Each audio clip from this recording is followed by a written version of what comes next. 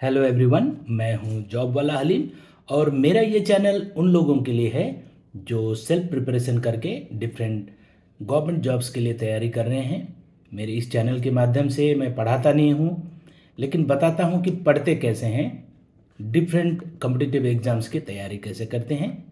इसलिए मेरे इस चैनल को सब्सक्राइब करें, फॉलो करें और ज़्यादा से ज़्यादा शेयर कर दें उन लोगों को जिनकी इसकी ज़रूरत है, जिन्हें किसी तरह के गाइडेंस की ज़रूरत है। मेरे चैनल के डिस्क्रिप्शन में मेरा कॉन्टैक्ट डिटेल्स है। कोई भी डाउट या कोई भी गाइडेंस के लिए आप मुझे डायरेक्टली कांटेक्ट कर सकते हैं। पब्लिक सर्विस कमीशन 2023 का पार्ट 2 एग्ज़ाम आने वाले दिसंबर के 28 को है। मेरे पुराने वीडियो में मैंने बार बार कहा है कि पार्ट 2 एग्ज़ाम में मेनली ग्रामर होता है, और ग्रामर में ट्रांसलेशन ही एक ऐसा एरिया है जिसमें ज़्यादातर कैंडिडेट्स को बिलो 50% मार्क्स मिलते हैं, क्योंकि हम उसकी तैयारी ठीक से नहीं करते हैं। इसीलिए मैंने इसके ऊपर बार बार वीडियो बनाया है। आज का ये वीडियो है हिंदी से इंग्लिश ट्रांसलेशन के ऊपर, तो इसके ऊपर हम लोग ध्यान देंगे। साथ ही ये याद रखें कि ट्रांसलेशन में टेंस माने प्रॉपर टेंस का यूज़ सबसे ज़रूरी है। और कोई भी सेंटेंस आप बना रहे हैं, कोशिश करें उसे सिंपल सेंटेंस बनाएं, कॉम्प्लेक्स सेंटेंस ना बनाएं, जिससे ग्रामेटिकली करेक्ट होगा। और ये ग्रामर की तैयारी के साथ साथ आप कंप्यूटर का टाइपिंग भी जारी रखें। कंप्यूटर का टाइपिंग कैसे प्रैक्टिस करना है, इसके ऊपर भी मैंने अपने चैनल में वीडियो दे रखा है, आप उसे फॉलो कर सकते हैं। अभी शुरुआती आप लोग एक्यूरेसी पे ध्यान दें, स्पीड पे ध्यान ना दें। जैसे जैसे आप एक्यूरेट टाइपिंग करने लगेंगे, कॉन्फिडेंस बिल्ड होगा, तो स्पीड भी अपने आप आ जाएगा। तो चलिए आज का ये ट्रांसलेशन का डिटेल शुरू करते हैं। ये क्वेश्चंस प्रीवियस ईयर क्वेश्चंस के ऊपर है। 2019-20 में जो एग्ज़ाम हुआ था उसके ऊपर यहाँ जो पैराग्राफ दिया गया है, अगर इसे देखा जाए तो ये अच्छा चीज़ ये है कि ये एक ही टेंस में है। किसी किसी पैराग्राफ में दो या तीन डिफरेंट टेंस होते हैं, जैसे past tense, present perfect tense, past perfect tense, mix up रहता है। लेकिन ये सिंपल प्रेजेंट टेंस में है। अगर पैराग्राफ की बात करें तो यह है कि संस्कृति की प्रकृति यह है कि वह आदान प्रदान से बढ़ती है। मतलब ये सिंपल प्रेजेंट टेंस। जब दो देश व्यापार, शत्रुता या मित्रता के कारण मिलते हैं तो उनकी संस्कृतियाँ एक दूसरे को प्रभावित करती है। ठीक उसी तरह से जैसे दो व्यक्तियों की संगति का प्रभाव उन पर पड़ता है। देखिए ये भी सिंपल प्रेजेंट टेंस है। संसार में शायद ही कोई ऐसा देश हो जो ये दावा कर सके कि उस पर किसी अन्य देश की संस्कृति का प्रभाव नहीं पड़ा है। उसी प्रकार कोई भी जाति यह नहीं कह सकती कि उस पर किसी दूसरी जाति का प्रभाव नहीं है। तो ये सबसे अच्छा है कि ये सिंपल प्रेजेंट टेंस में है। अब हमें इसमें टेंस के लेकर ज़्यादा कुछ दिक्कत नहीं होगी।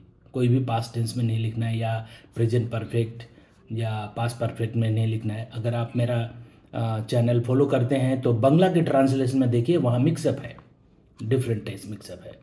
तो चलिए इसका हम ट्रांसलेशन करते हैं। तो पहला सेंटेंस क्या है? संस्कृति की यह प्रकृति है कि वह आदान प्रदान से बढ़ती है। So the nature of culture is that it grows through exchange. बिल्कुल सिंपल। जब दो देश व्यापार, शत्रुता या मित्रता के कारण मिलते हैं तो उनकी संस्कृतियां एक दूसरे को प्रभावित करती है। When two countries meet due to commerce, trade, or enmity or friendship, their culture begin to influence each other. ठीक उसी तरह जैसे दो व्यक्तियों की संगति का प्रभाव उन पर पड़ता है। Just as the company of two individual affect both of them, या ईच ऑफ देम भी बोल सकते हैं।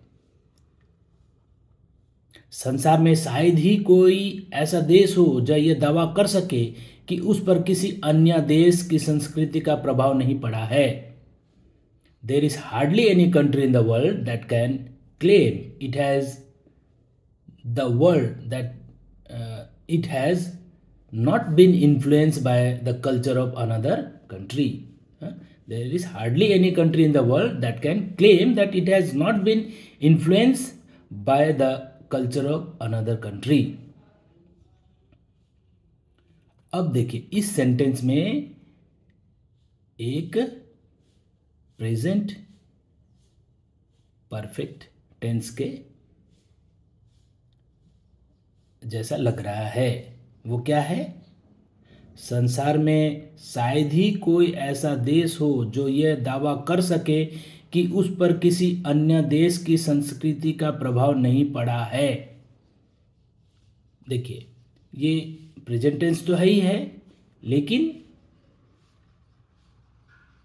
ये प्रेजेंट परफेक्ट टेंस कैसे हो गया? देखिए, there is hardly any country in the world that can claim it has not been influenced by the culture of another country. यहाँ पर वो जो इन्फ्लुएंस वाला जो वर्ब है, जो काम है, वो तो हो चुका, लेकिन टाइम जो है पास्ट टेंस नहीं गया, वो प्रेजेंट है। ठीक है, इसीलिए ये प्रेजेंट परफेक्ट टेंस हुआ। ओके, नेक्स्ट, उसी प्रकार कोई भी जाति यह नहीं कह सकती कि उस पर किसी दूसरी जाति का प्रभाव नहीं है। Similarly no race can say it has not been influenced by another race. तो देखिए इसे भी हम लोग प्रेजेंट परफेक्ट टेंस में यूज़ कर सकते हैं। ये सिंपल प्रेजेंट टेंस नहीं है। शुरुआत में जैसे मैंने कहा था कि इसमें टेंस मेनली प्रेजेंट टेंस है, लेकिन ये पूरी तरह से सिंपल प्रेजेंट टेंस नहीं है। हाँ, प्रेजेंट परफेक्ट टेंस भी लास्ट के 2 सेंटेंस आए। जब हम लोग ट्रांसलेशन में गए तब ये क्लियर हुआ। तो अगर आप मेरा चैनल फॉलो करते हैं, मेरा वीडियो फॉलो करते हैं, तो आप पाएंगे कि मैंने बार बार इस चीज़ को कहा है कि ट्रांसलेशन ही एक ऐसा एरिया है जिसमें आप थोड़ा मेहनत करके 60 to 70% मार्क्स ला सकते हैं, जो आपके सिलेक्शन में डिसिसिव फैक्टर हो जाएगा, क्योंकि ज़्यादातर कैंडिडेट बिलो 50% मार्क्स लाते हैं। और इस ट्रांसलेशन में मैंने बार बार कहा कि टेंस का सही यूज़ होना चाहिए। इस ट्रांसलेशन में जैसे देखा, शुरुआती में जैसे हम डिस्कस कर रहे थे, तो मैंने बताया ये प्रेजेंट टेंस में है सब, लेकिन सिंपल प्रेजेंट टेंस में नहीं है। सिंपल प्रेजेंट टेंस जैसे मैं खाता हूँ, सोता हूँ, ऐसा होता है, ऐसा करते हैं, ये। लेकिन लास्ट के जो 2 सेंटेंस हैं वो प्रेजेंट परफेक्ट में आएगा। क्यों? क्योंकि वो जो काम है, वो जो इन्फ्लुएंस है, वो हो चुका है या नहीं हो चुका है, लेकिन टाइम जो है वो प्रेजेंट है, वो पास्ट नहीं है, इसलिए वो प्रेजेंट परफेक्ट टेंस में आया। आशा करता हूँ कि ये वीडियो आप लोगों को अच्छा लगा, और आप लोगों से रिक्वेस्ट है कि मेरे चैनल को सब्सक्राइब करें, फॉलो करें और शेयर कर दें उन लोगों के लिए जिनको सही में गाइडेंस की ज़रूरत है। अगर आप मेरे चैनल में अलग वीडियोस देखेंगे तो आप पाएंगे मेरे बहुत सारे ऐसे स्टूडेंट्स हैं जो मुझे ओवर फ़ोन या ओवर व्हाट्सएप ही कांटेक्ट करके मुझसे गाइडेंस पाए हैं, और मैं अपने लेवल में कोशिश किया हूँ जिससे उनको फ़ायदा हुआ है। मैं 1997 में ग्रेजुएशन के बाद कॉम्पिटिटिव एग्ज़ाम्स की तैयारी करता हूँ। मैंने भी सेल्फ प्रिपरेशन करके पब्लिक सर्विस कमीशन का एग्ज़ाम पास किया, फिर कोलकाता आकर फिर तैयारी के बाद मैं अभी सेंट्रल गवर्नमेंट में इंडियन ऑडिट एंड अकाउंट्स में ऑडिट ऑफिसर हूँ।